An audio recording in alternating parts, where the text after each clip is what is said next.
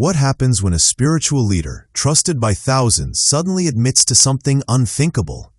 That's the unsettling reality facing Gateway Church in Texas after its founder, Robert Morris, pleaded guilty to child sexual abuse from the 1980s. Gateway isn't just any church. It's one of the largest megachurches in the United States, attracting tens of thousands of attendees each week. The shocking admission has left the congregation, and many across the nation, reeling. Members who once looked to Morris for moral guidance are now grappling with feelings of betrayal, confusion, and grief. For decades, Morris built his public image around preaching family values, integrity, and faith. But now his own past actions contradict that message in devastating ways.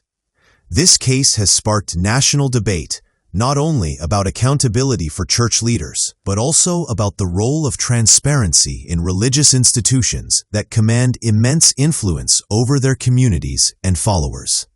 Court documents reveal that Morris's guilty plea involved abuse he committed as a young adult, decades before Gateway Church was founded.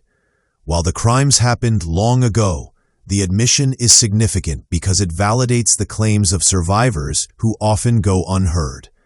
Many experts say guilty pleas in such cases are rare, especially when powerful leaders are involved, making this moment both historic and deeply painful. Legal observers note that statutes of limitations sometimes prevent prosecution of older cases, but a public acknowledgement of guilt still matters. For survivors, hearing the truth in a courtroom provides recognition of harm that cannot be erased.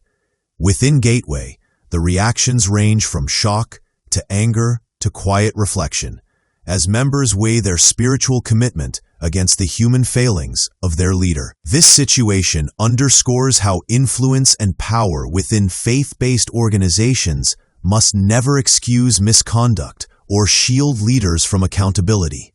Gateway Church leaders have issued measured statements since the guilty plea, calling it a difficult moment for the entire community.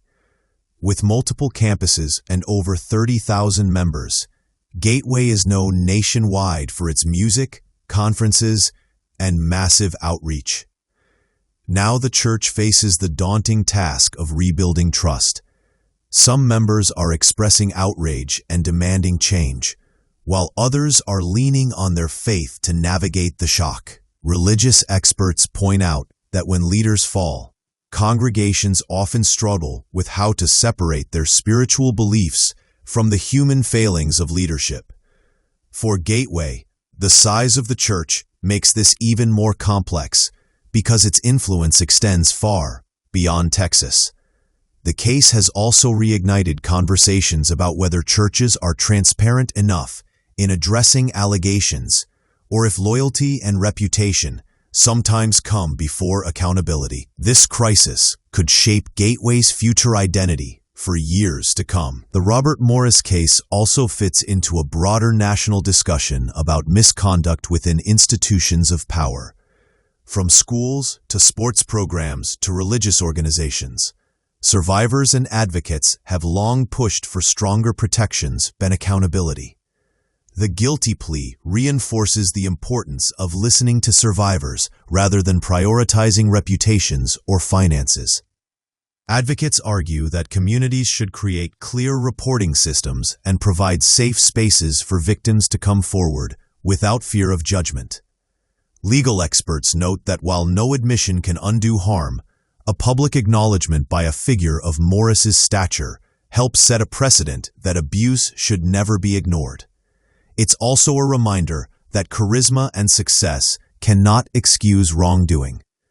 For many, this case illustrates why oversight, transparency, and accountability must be core values in any organization, especially those with moral or spiritual authority over large communities. Looking ahead, Gateway Church must face the difficult reality of its founders' actions and the lasting impact they will have. Some members will remain loyal, clinging to their faith and hoping for healing within the church, while others may choose to leave entirely, seeking spiritual guidance elsewhere. Either way, the guilty plea has permanently altered the legacy of Robert Morris. Once celebrated for his sermons and leadership, he will now also be remembered for the harm he admitted causing. For Gateway, the challenge will be finding a path forward that prioritizes care for survivors and restores trust among its community. For the wider public, the case is a sobering reminder of how vital accountability is, no matter how respected or powerful someone may appear. At its core, this story isn't just about one man's fall, but about the urgent need for honesty and responsibility in every institution.